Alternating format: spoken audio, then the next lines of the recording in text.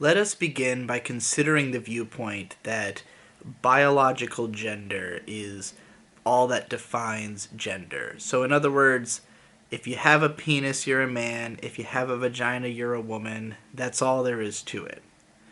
There is some benefits of looking at the world this way. For instance, if you're in an expedient medical situation, it would probably be most important that the doctor know your biological sex as fast as possible. But these circumstances are few and far between.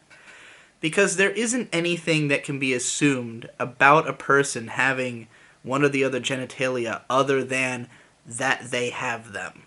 There is enough divergence in the minds and instincts and bodies of people that we can provably say that you cannot make a determination about someone based purely on their genitals. Now, granted, there are no shortage of commonalities to the majority of people who harbor one or the other genitalia, and the majority of our society is built around identifying these majorities and servicing them. Even if you yourself are someone who find that you do not relate, for the most part, to the stereotypes about your own genitalia, it is most likely that you relate to other stereotypes on which our society is built. There are certain things that you will take for granted as net benefit assumptions to live under,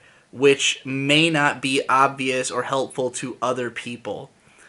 There's always going to be a divergent force that would be better served by a different format for society. And there will always be a need to both recognize this and for those people to try to fight to have society accommodate them better.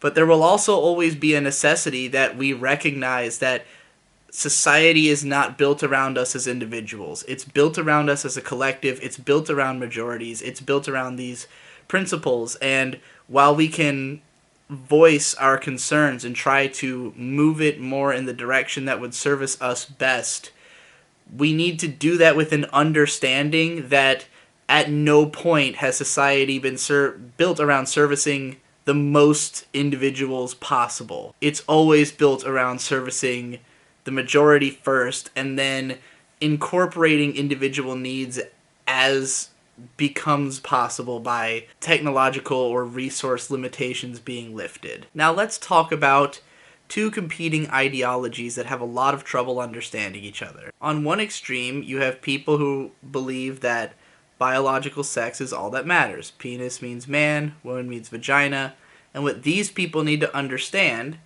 is that, again, those denominations don't tell you anything about a person. While there are broad assumptions that can usually apply, you shouldn't just apply them blindly because some people have different needs, some people do not fit those stereotypes or don't fall into the majority.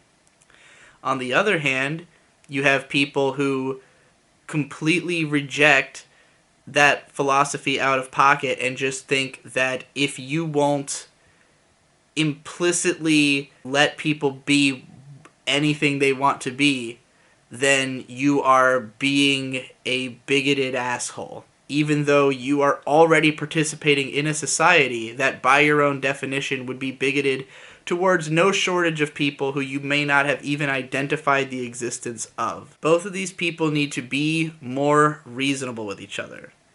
And for starters, a good way of going about this would be recognizing that outside of that dichotomy, gender as a concept is totally fucking meaningless. To say that you are a woman, but that you have a penis, is to have a social construction of what a woman is. Now, granted, you could be someone who feels such dysphoria with your penis that you will eventually have it removed. To say that your womanhood is determined by how you feel or how you act is to make assumptions about what it means to be a woman, which is the same thing that you would be doing if you were trying to say, if you were making any kind of generalization about somebody. Taking either of these extreme stances leads to the same problem, What we need is for people to agree that it just doesn't matter. What gender you are is irrelevant in any circumstances outside of something like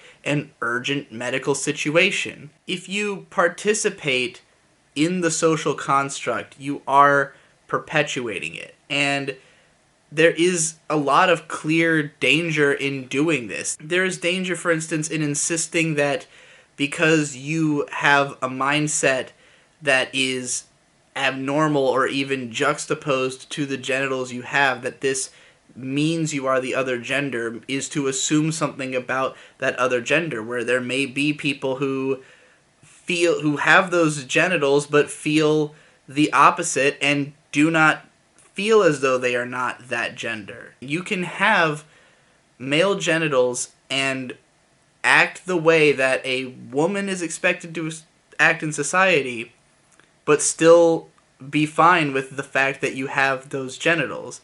And so to suggest that because you feel the opposite is the same thing as being a woman, it's just, you're just participating in that gender construct all over again, as opposed to just saying that it doesn't matter, that there is no correlation between what genitals you have and how you perform your roles in society.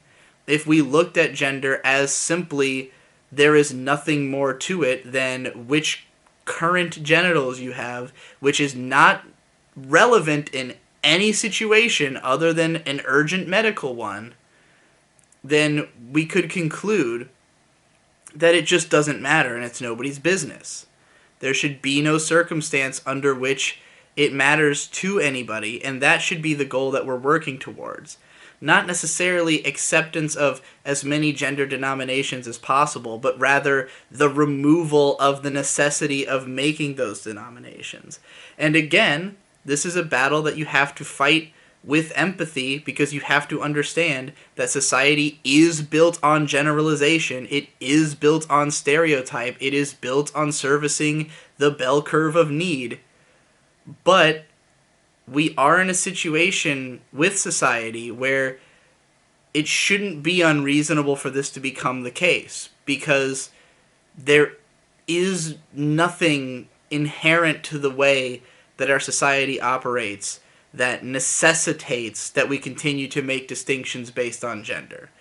And I'm not saying this is something that will change anytime soon, but if you pushed for it generationally, there's a chance it would change. But if you try to take the route that is unempathetic and accusatory, there will not be progress, because this will just be an argument of people talking past each other forever. So, if you ask me, the best way forward is to just consider gender totally irrelevant.